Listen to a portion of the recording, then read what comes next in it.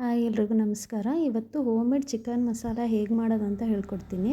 ತುಂಬ ಈಸಿ.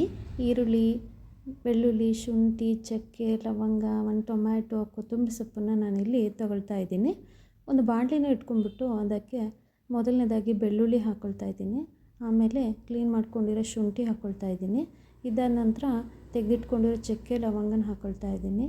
ಇದಾದಮೇಲೆ ಈರುಳ್ಳಿನ ನಾನು ತೆಳುವಾಗಿ ಹೆಚ್ಕೊಂಡಿದ್ದೆ, ಅದನ್ನು ಹಾಕ್ಕೊಳ್ತಾ ಇದ್ದೀನಿ. ಇದಕ್ಕೆ 1 ಸ್ಪೂನ್ ಎಣ್ಣೆ ಹಾಕ್ಕೊಂಡ್ಬಿಟ್ಟು ಚೆನ್ನಾಗಿ ಫ್ರೈ ಮಾಡ್ಕೊಬೇಕಾಗತ್ತೆ. ಈರುಳ್ಳಿ ಬಣ್ಣ ಬದಲಾಯಿಸ್ಬೇಕು, ಅಲ್ಲಿವರೆಗೂ ಮೀಡಿಯಮ್ ಫ್ಲೇಮಲ್ಲಿ ಹುರ್ಕೊಳ್ಳಿ. ಇದನ್ನು ನೋಡಿ ಬಣ್ಣ ಬದಲಾಯಿಸಿದೆ. ಈ ಸಂದರ್ಭದಲ್ಲಿ ಹೆಚ್ಕೊಂಡಿರೋ ಟೊಮ್ಯಾಟೊ ಮತ್ತು ಕೊತ್ತಂಬರಿ ಸೊಪ್ಪನ್ನು ಇದಕ್ಕೆ ಹಾಕ್ಕೊಂಡು ಚೆನ್ನಾಗಿ ಫ್ರೈ ಮಾಡ್ಕೋಬೇಕಾಗತ್ತೆ. ನೋಡಿ ಬಣ್ಣ ಬದಲಾಯಿಸುತ್ತೆ, ಅಲ್ಲಿವರೆಗೂ ಸ್ವಲ್ಪ ಫ್ರೈ ಮಾಡ್ಕೊಳ್ಳಿ. ಇದೆಲ್ಲನೂ ಒಂದು ಮಿಕ್ಸಿ ಜಾರಿಗೆ ಹಾಕ್ಕೊಳ್ಳಿ. ಇದಕ್ಕೆ ನಿಮ್ಮ ಟೇಸ್ಟಿಗೆ ತಕ್ಕಂತೆ ಖಾರದ ಪುಡಿ, ಕೊತ್ತಂಬರಿ ಪುಡಿ ಹಾಕ್ಕೊಳ್ಳಿ. ಇದನ್ನೆಲ್ಲ ಹಾಕ್ಕೊಂಡು ಮಿಕ್ಸಿ ಮಾಡ್ಕೊಳ್ಳಿ. ಚೆನ್ನಾಗಿ ಗ್ರೈಂಡ್ ಮಾಡ್ಕೊಂಡು ಆದ ನಂತರ ನಾನಿಲ್ಲಿ ಅರ್ಧ ಕೆಜಿ ಚಿಕನ್ ತೊಗೊಂಡಿದ್ದೀನಿ. ನೀವು ವಿತ್ ಸ್ಕಿನ್, ವಿತೌಟ್ ಸ್ಕಿನ್ ನಿಮ್ಮ ಇಷ್ಟದಂತ ತಕ್ಕಂತೆ ನೀವು ಚಿಕನ್ ತೊಗೊಳ್ಳಿ.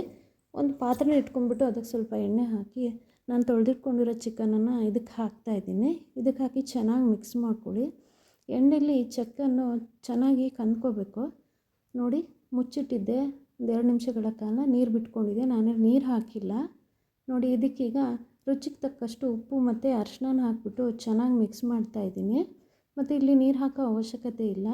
ಎಲ್ಲನೂ ಕ್ಲೀನಾಗಿ ಮಿಕ್ಸ್ ಮಾಡಿಬಿಟ್ಟು ಒಂದು ಮೀಡಿಯಮ್ ಫ್ಲೇಮಲ್ಲಿ ಒಂದು 5 ನಿಮಿಷಗಳ ಕಾಲ ಚಿಕನ್ನ ಬೇಯಕ್ಕೆ ಬಿಡೋಣ. ನೋಡಿ ಮುಚ್ಚಳ ಮುಚ್ಚಿಟ್ಬಿಡಿ. ಈಗ ನೋಡಿ ಚಿಕನ್ ಸ್ವಲ್ಪ ಬೆಂದಾಗಿದೆ. ಇದಕ್ಕೀಗ ರುಬ್ಬಿನ ಮಸಾಲೆನ ಹಾಕ್ಕೊಳ್ತಾ ಇದ್ದೀನಿ. ನೋಡ್ಕೊಳ್ಳಿ, ನಿಮಗೆ ಕರಿಗೆ ಎಷ್ಟು ಬೇಕು ಅನಿಸುತ್ತೋ ಅಷ್ಟನ್ನು ನೀರು ಹಾಕ್ಕೊಳ್ಳಿ. ನಾನಿಲ್ಲಿ 1 ಕಪ್ ನೀರು ಹಾಕಿದ್ದೀನಿ.